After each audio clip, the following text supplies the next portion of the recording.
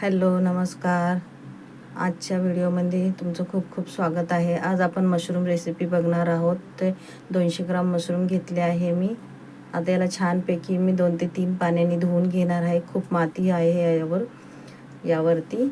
आता इथे बघा मशरूम मी छानपैकी धुवून घेतले आहे. आता इथे बारीक काप करून घेत आहे मी त्याचे.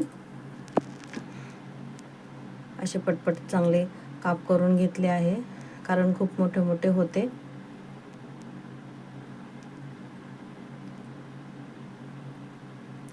आता इथं कापून घेतल्यानंतर एका ताटामध्ये मी मशरूम घेतले आहे आणि त्यामध्ये 100 ते 150 ग्राम दही घेतलं आहे.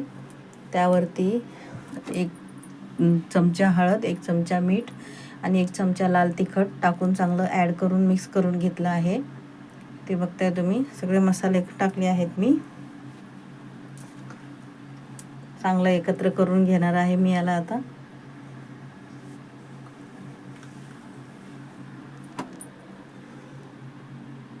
मिक्स करून झाल्यानंतर याला 10 मिनिटासाठी मी बाजूला ठेवून देणार आहे. बघता चांगलं मिक्स झालेलं आहे.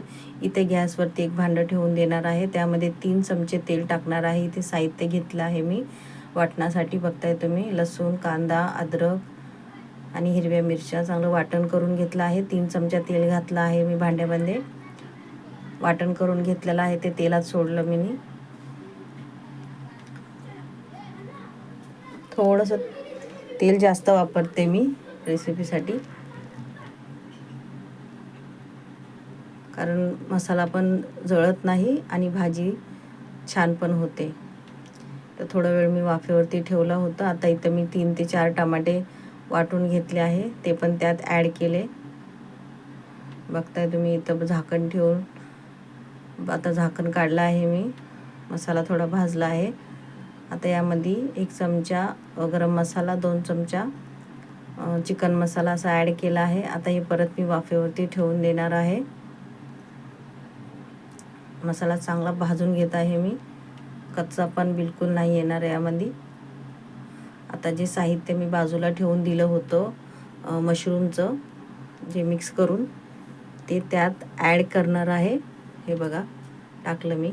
आता याला थोडा वेळ अजून वाफेवरती ठेवायचं आहे मशरूमला.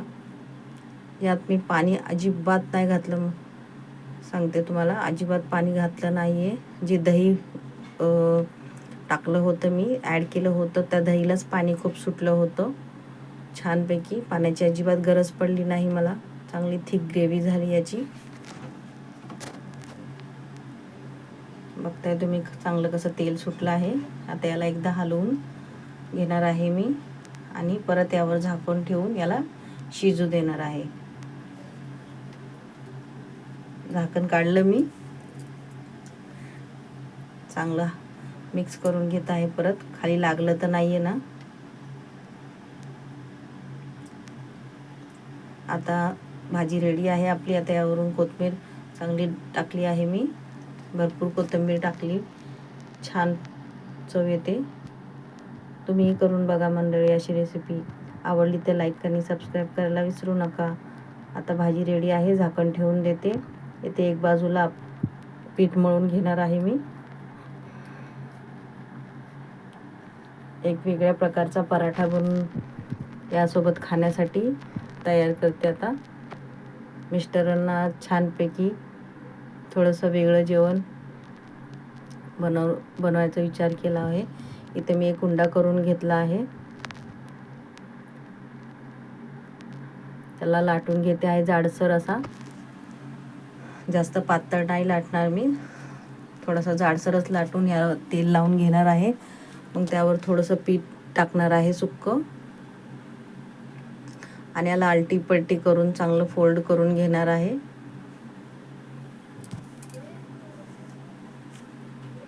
हे बघा, फोल्ड करून घेतलं आहे आलटी पलटी करून. आता याला चांगलं राऊंडबंदी घ्यायचं आहे, गोल गोल करून असं. चांगलं याला त्याचा खोपरा दाबून घ्यायचा आहे आणि हलक्या हाताने लाटण्याने लाटून घ्यायचं आहे याला. अजिबात मी यावर दाबलं नाही आहे, एकदम हलक्या हाताने लाटून घेत आहे. बघताय तुम्ही. तर ही चपाती मला जाड लाटायची सवय नाही, म्हणून मी बहुतेक माझ्याकडून पातळ झाली आहे, पण थोडीशी जाडसरच हवी होती. आता इथे तव्यावरती थोडंसं तेल टाकून हा पराठा मी टाकला आहे.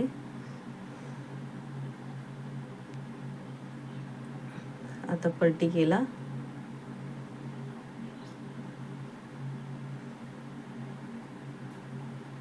पराठा रेडी आहे खाण्यासाठी.